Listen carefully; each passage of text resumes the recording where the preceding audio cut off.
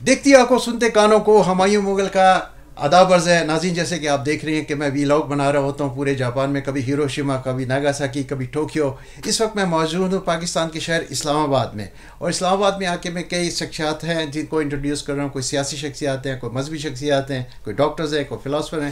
آج جو میرے ساتھ موجود ہیں وہ ہیں جناب سید افتخار حسین نقوی صاحب. یہ چیئرمین ہیں اپنا member of council of the Islamic ideology government of Pakistan, اور چیئرمین ہے العین فاؤنڈیشن, ایجوکیشنل فاؤنڈیشن ہے. ماشاءاللہ یہ تعلیم کے اوپر بہت کام کر رہے ہیں. جو ان کی باتیں تھوڑی میں علامہ صاحب سے بات کرنا چاہ رہا تھا. پہلے تو میں ان سے انٹروڈیوس کروں. السلام علیکم علامہ صاحب. وعلیکم السلام ورحمۃ اللہ. کیا صاحب خیر ہے. تھوڑے ماشے سنگال دے الحمدللہ جوڑے پخیر آگلے. مجھے تھوڑی پشتو تو نہیں آتے, لیکن میں نے کوشش کی آپ کے ساتھ تھوڑی پشتو بولنے کرو. لیکن ہماری پشتو بجائے سرائکی ہے. سرائکی ہے. اچھا سائیں آپ کی سرائکی ہے. ماشاءاللہ الحمدللہ ٹھیک ہے. تو شکر اللہ کا. تو نقوی صاحب بتائیں کہاں سے بلانگ کرتے ہیں پاکستان سے؟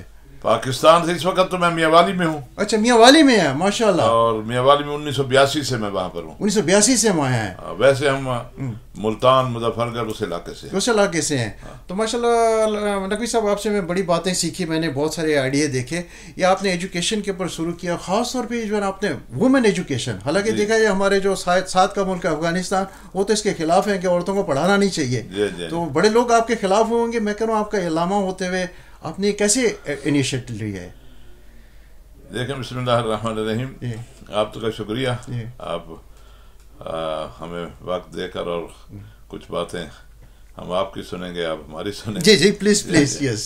جاپان سے تو ویسے ہی پاکستانی محبت کرتے ہیں, اور انہوں نے جو ترقی کی ہے, اپنے پاؤں پر کھڑے ہوئے ہیں, کس طرح انہوں نے اپنے آپ کو ڈیولپ کیا ہے, اس کو بڑے اچھے الفاظ میں ہر جگہ یاد کیا جاتا ہے, مثالیں دی جاتی ہیں. جی جی. اگرچہ انہوں نے سختیاں بہت دیکھی ہیں, اب بھی مثلا ان پر سختیاں ہیں امریکہ کی طرف سے, اور اس کو ان سے الٹا وہ کیا کہتے ہیں باج لیتے ہیں. Sir you know very well. ماشاءاللہ آپ نے بڑی اسٹڈی کی ہے جاپان کو, جانتے ہیں اندر کی بات. Yes you right.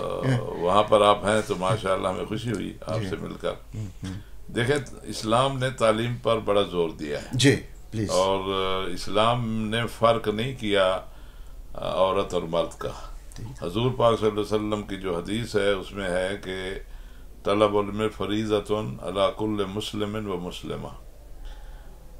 علم کا حصول جو ہے وہ ہر ایک پر فرض ہے, مسلمان مرد ہو یا مسلمان عورت ہو. فرض ہے. فرض ہے. البتہ بعض ممکن ہے یہ کہیں کہ مسلم کا لفظ نہیں ہے, فقط یہی جملہ جو ہے طلب علم فرض علی کل مسلم, تو لفظ مسلمان جب کہا جاتا ہے تو دونوں مراد ہوتے ہیں.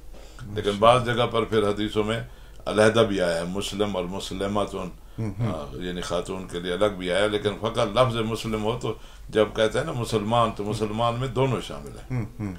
افسوس ہے پاکستان میں کہ یہاں پر تعلیم پر زیادہ توجہ نہیں دی گئی. ہمارے جو بچے ہیں اس وقت بہت سارے وہ تعلیم سے دور ہیں. اگرچہ ہماری حکومتوں کی طرف سے اعلانات بہت ہوتے ہیں, لیکن عملی طور پر ہماری زیادہ تر آبادی دیہاتوں میں ہے, اور کسان ہیں, زراعت پیشہ ہیں, اور وہ اپنے بچوں کو پڑھانے کی بجائے وہی زراعت پر ہی لگائے رکھتے ہیں, ان پڑھ ہوتے ہیں. اور خاص کر خواتین, بعض لوگ جو ہیں بچیوں کو پڑھانا معیوب سمجھتے ہیں. یس یس یس. اسلام میں وہ سمجھتے ہیں, لیکن اسلام میں تو اس کی بڑی تاکید کی گئی. اور اگر آپ ایک بچی پڑھا دیتے ہیں تو آپ نے ایک خاندان کو پڑھا دیا. یس سر, وہ بچے کو پڑھائے گی. جی, ایک پڑھی لکھی خاتون جو ہے آپ کو ایک اچھی نسل دے گی. بے شک. جو ان پڑھ خاتون ہے وہ اپنے بچوں کی صحیح تربیت بھی نہیں کر سکتی. بے شک. تو اسی حوالے سے میں 1982 میں وہاں گیا. پہلے میں اسلام آباد میں تھا. اچھا. آباد جگہ کو چھوڑ کر ہم وہاں گئے. میاں والی کے بارے میں ویسے ہی مشہور ہے کہ وہاں لڑنے بڑھنے والے لوگ مارنے قتل خبریں وہیں کی آتی ہیں, بہت زیادہ ہوتے ہیں. پھر صلح ہو رہی ہوتی ہے.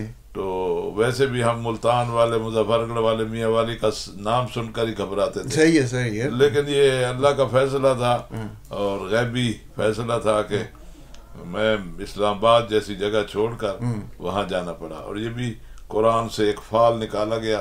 ان کا اصرار تھا کہ آپ یہاں آئیں, تو قرآن کا فال جو نکالا تو اس میں یہ آیا کہ آپ وہاں جائیں. ماشاءاللہ. تو وہاں جو مدرسہ شروع کیا وہ تو دینی مدرسہ ہی شروع ہوا، اور خود میاں والی کے لوگوں نے اکٹھے ہو کر 1981 میں طے کیا کہ میاں والی میں ایک دینی مدرسہ ہونا چاہیے.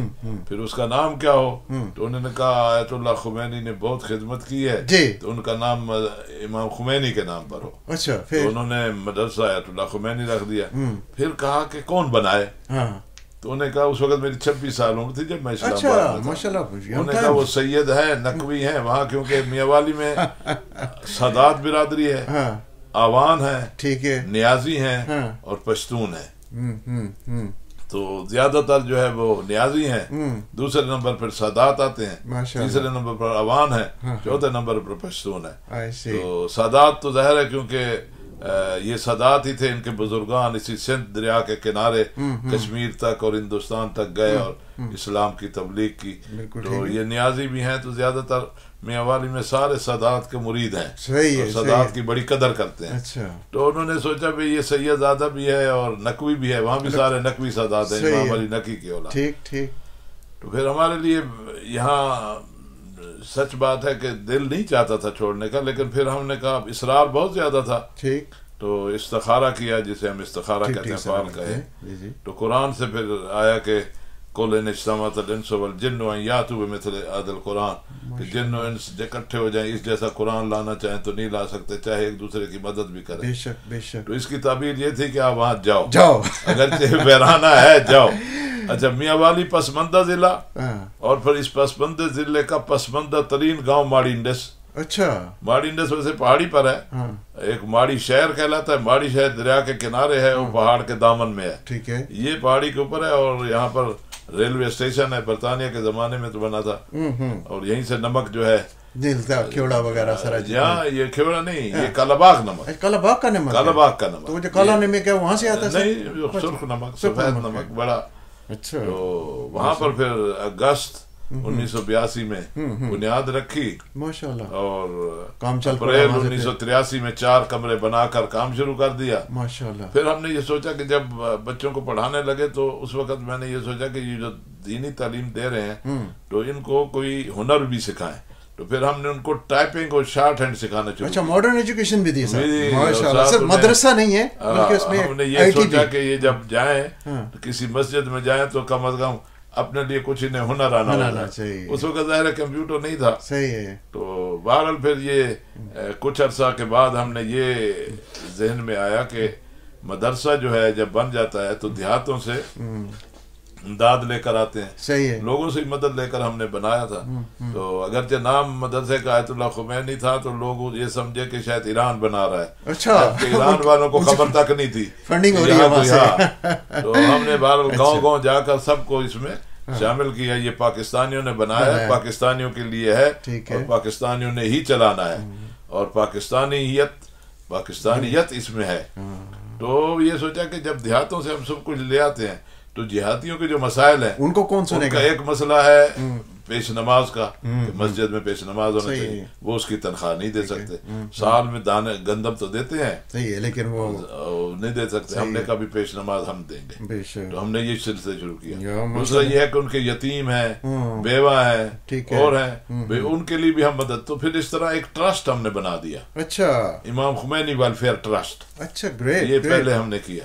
ناظرین ماشاءاللہ بہت سارے، میں نے ابھی نقوی صاحب کا کارڈ لیا ہے، میں آپ کو بعد میں اس میں ٹیلپ میں دکھاؤں گا. یہ بہت ساری فاؤنڈیشن چلا رہے ہیں اور اس کے سی او بھی ہیں، خدمت خلق بھی کر رہے ہیں، تعلیم پہ بھی کام کر رہے ہیں. اور نقوی صاحب میں ایک پوچھنا چاہوں گا، یہ گورنمنٹ کا بہت زبردست کام آپ کر رہے ہیں. یہ council of the Islamic ideology government of Pakistan, یہ کیا ہے سر آئیڈیالوجی؟ یہ ہے کہ اسمبلی میں، جی، قانون ساز اسمبلی میں جو قانون بنتا ہے، جی، وہ قانون ہمارے پاس آتا ہے. اچھا. ہم نے اس کو دیکھنا ہوتا ہے کہ یہ قرآن و سنت کے مطابق ہے یا قرآن و سنت کے مطابق نہیں ہے. کیونکہ جو آئین پاکستان ہے، آئین پاکستان میں یہ ہے کہ اقتدار اللہ کا ہے، یہ نمائندگان جو ہیں یہ اسی نیابت میں ہوتے ہیں، اور یہاں پر قرآن و سنت کے مطابق قوانین بنیں گے. ماشاءاللہ. اب کون چیک کرے گا کہ انہوں نے جو قانون بنایا ہے وہ اسلام کے مطابق ہے کہ نہیں؟ وہ اسلامک آئیڈیالوجی ہے جو کہ 20 افراد اس کے زیادہ سے زیادہ اور کم از کم 8 افراد. ماشاءاللہ آپ اس کے ممبر ہیں. اور 8 افراد جو ہیں ان میں 4 جو ہیں 4 مسالک کے ایسے علماء جو اپنی فقہ پر مہارت رکھتے ہو، 15 سالہ ان کا تجربہ ہو، اچھا، اور اس میں بریلوی، دیوبندی، اہل حدیث اور شیعہ، اور یہ اس پہ مشتمل ہے اچھا، اور اس کے لیے میں ابھی 4تھی دفعہ بنا ہوں، ماشاءاللہ ماشاءاللہ، اور یہ آئینی ادارہ ہے، آئینی ادارہ ہے، میں دیکھو سر گورنمنٹ آف پاکستان، یہ آئینی ادارہ ہے، اور یہ حکومت کے تابع نہیں ہوتا۔ اچھا، حکومت کے تابع نہیں، یہ کس کے تابع؟ اللہ کے تابع؟ ہاں، جیسے سپریم کورٹ ہے، گریٹ، اچھا، جیسے الیکشن کمیشن کا ادارہ ہے، ریلیجس کورٹ سمجھ، یہ جو ہے یہ ایک مستقل ایک ادارہ ہے، اچھا، آئینی ادارہ، آئینی ادارہ آئین کے تحت ہے، اور یہ جو نامزدگی ہوتی ہے ان ممبران کی 3 سال کے لیے ہوتی ہے، 3 سال کے لیے، اور ان کا جو سٹیٹس ہے وہ سینٹ کے ممبر کا ہوتا ہے، اچھا ماشاءاللہ، اور جو چیئرمین ہوتا ہے وہ وزیر مملکت کا سٹیٹس ان کا ہوتا ہے۔ اچھا ماشاءاللہ، نہیں نقوی صاحب مجھے بڑا یہ چیز نے امپریس کیا، کیونکہ میں دیکھ رہا تھا خدمت خلق اسکول، اور یہ تو بات سمجھ آتی ہے لوگوں کی،